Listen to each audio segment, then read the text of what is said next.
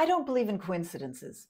If you're a single woman with zero romance and love in your life, there are reasons why. It's just that simple. In today's video, we are delving into the reasons why you might be single. Understanding these reasons is key to taking steps to transform your love life. So stick around, because by the end of this video, you'll have the insight and empowerment to change this dynamic for good.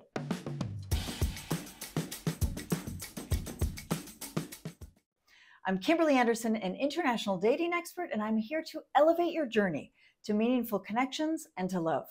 But before we dive in, could you do me a favor? Could you please consider subscribing to my channel? Here I share my personal experiences and top inside secrets with you, all available 24/7 and completely free of charge. Your support means the world to me. Thank you so much. Let's face it, navigating the single life can be challenging. It can even be really painful. You may experience a mix of emotions. You might feel confused, you might feel rejected, lonely, you might even feel relief that you're single. Despite feeling fulfilled in other areas of your life, you may still wonder why love seems so hard to find. You know, why quality connections with men seem so far out of reach. I understand how overwhelming this can be. Both in my personal journey and in working with clients, I've encountered distinct reasons why finding yourself in a dating and relationship void is not uncommon. So let's dive into it together, shall we? But before we do, I'd absolutely love to hear from you. Why do you think that you're still single? Drop a comment below and share it with me. All right, navigating the world of dating and romance can feel like finding your way through a tangled web, especially when past relationships have not panned out as you expected. The truth is that you might not be ready for a relationship. You might not be ready to dive back into dating just yet, and that is perfectly okay. Whether it's a glaring realization that hits you one day, or you've been wavering between, kind of still healing and ready to date again phase in your dating journey, it is entirely normal. In fact, dipping your toes back into the dating scene can offer you a lot of insights into your readiness. If you're feeling super emotional, for example, take your time, don't force it, and go with your intuition. The next reason is a very important reason that you might still be single, and that is that deep down, you really don't want a man in your life. In fact, he's just not a priority. While being independent is super admirable, I'm the first to say, right? There is a risk of getting stuck in your ways. Many women think of romance and companionship as kind of like an optional bonus, like a fabulous scarf. You might not necessarily want the scarf, it's just a nice to have. And many women proudly say, I don't need a man. I have everything I want without a man. Yet these same women find themselves scratching their heads, over the lack of dates and romantic prospects in their life.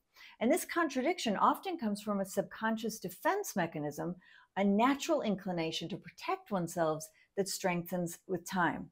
One of my clients was in an unhealthy marriage with her ex, for example, and she would often say, that she has no interest in a partner.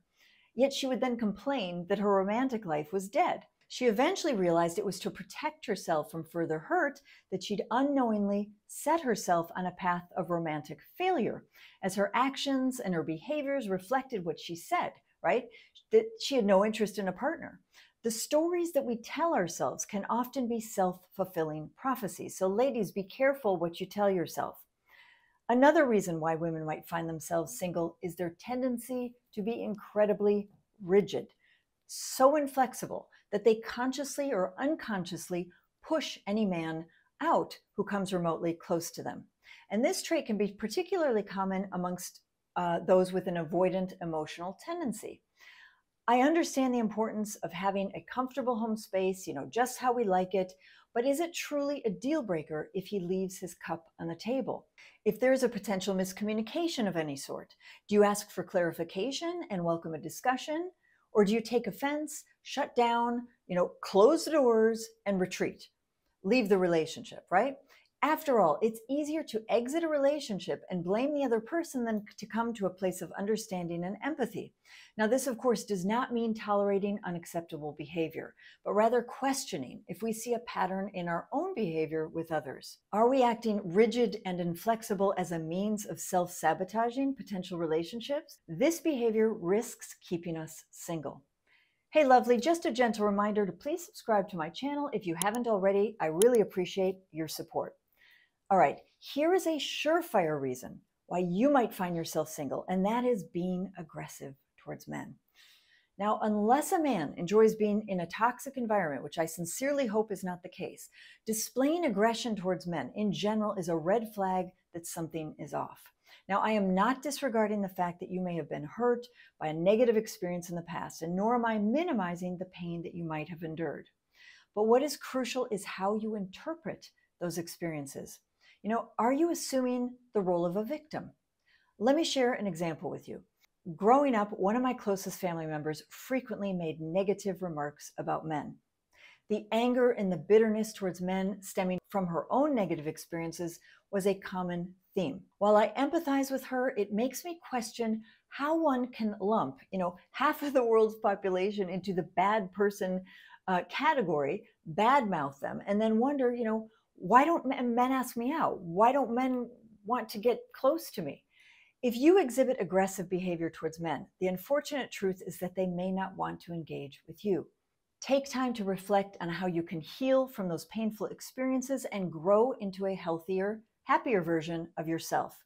Be kind to yourself and remember that you have the capability to overcome even the most painful experiences with effort.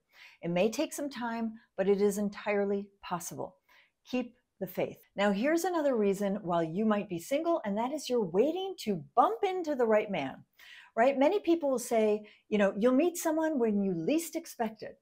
But I'm not sure if I totally believe this. And let me provide you with a simple example. If you're complaining about not meeting anyone and you go to work with the same colleagues every day and mostly come home pretty much every night and watch Netflix, how can you possibly expect to meet someone?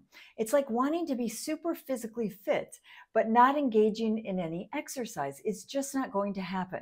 So what can you do to move towards romance and love in your life? I'm going to give you 3 tips here. The first one is to first focus on you and your mindset.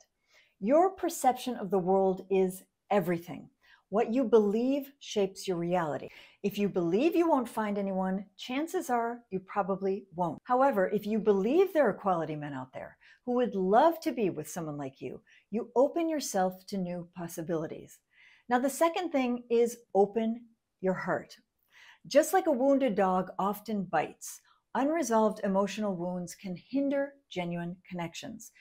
Take the time to heal your wounds and open your heart so that you can embrace warm connections with high quality men. Lastly, understand that you can learn the tools and the skills needed to attract and nurture romance and love as you wish it to be in your life.